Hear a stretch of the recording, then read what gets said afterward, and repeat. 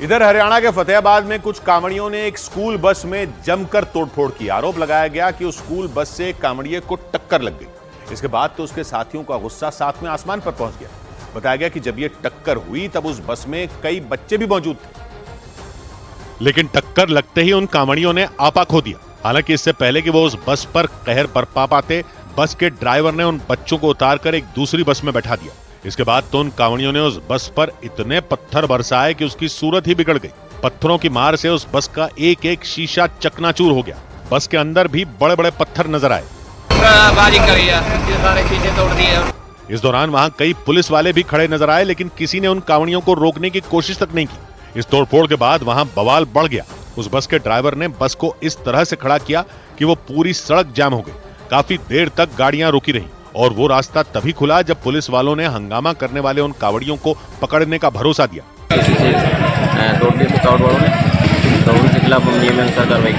गनीमत ये रही कि सारे हंगामे से पहले ही उस बस में मौजूद बच्चों को वहां से निकाल लिया गया था, वरना उन्हें भी चोट आ सकती थी।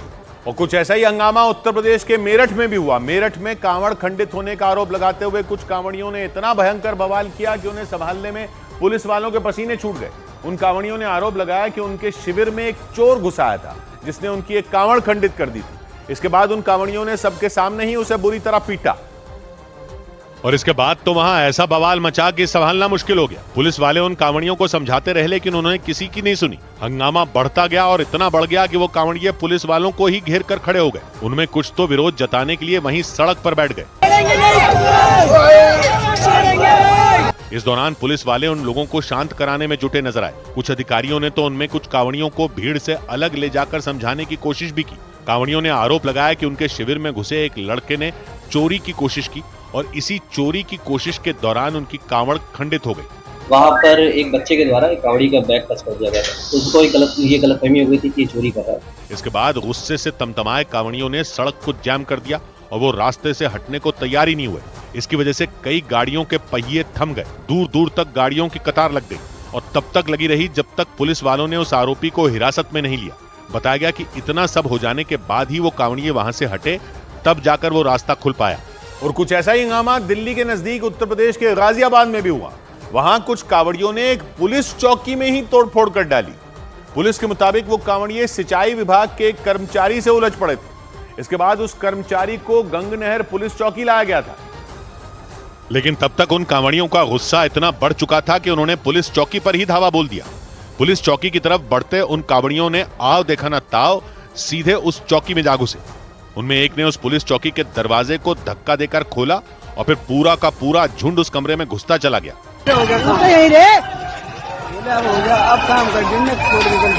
आरोप लगाया गया कि इस दौरान उनमें कुछ कांवड़ियों ने वहां जमकर तोड़फोड़ भी की। ये घटना 25 जुलाई की बताई गई। हालांकि गाजियाबाद में इस तरह के हंगामे की ये कोई इकलौती घटना नहीं थी। वहां साहिबाबाद इलाके में एक शराब की दुकान में भी जमकर तोड़फोड़ हुई। इसका आरोप भी कांवड़ियों की एक टोली पर लगाया गया।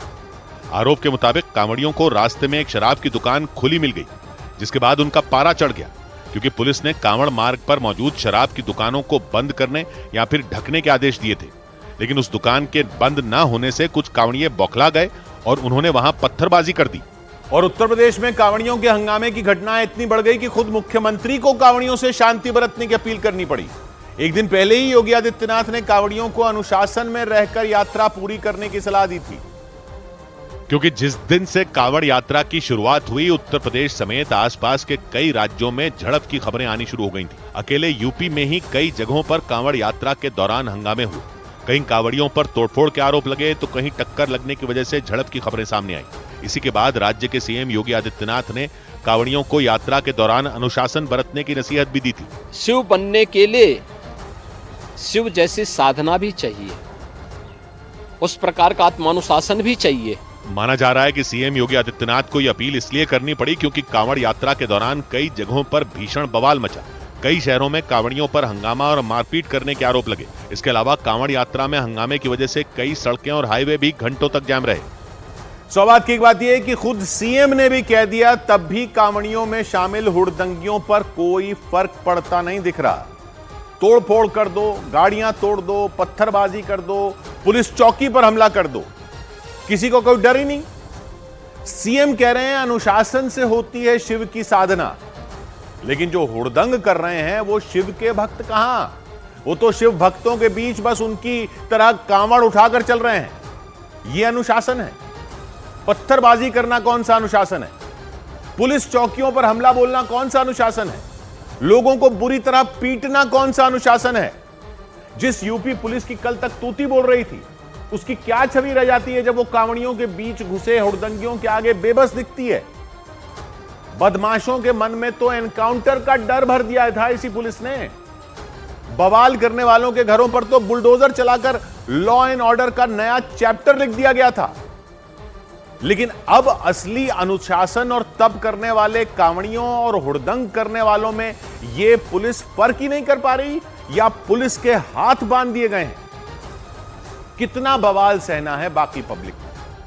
हाईवे के हिस्से बंद हैं ताकि यात्रा हो सके, स्कूल बंद कई जगह ताकि यात्रा हो सके, कई लोगों के काम धंधे बंद हैं ताकि यात्रा हो सके, कई लोग सेवा में भी लगे हैं ताकि यात्रा के पुण्य कुछ उनके हिस्से में भी आए। अनुशासन तो बाकी पब्लिक दिखा रही है, तप तो बाकी पब्लिक कर रही है, लेकिन लाखों कावड़ियों में शामिल इन हुड़दंगियों पर कोई कंट्रोल ही नहीं। इन पत्थरबाजियों में, इन गाड़ियों पर हमलों में, इन लोगों को पकड़कर मारने में कहीं बाकी लोग जो मजबूरन अनुशासन में हैं, कहीं उनमें भी अनुशासन ना रहा तो किस बात का उत्सव रह जाएगा इस यात्रा का?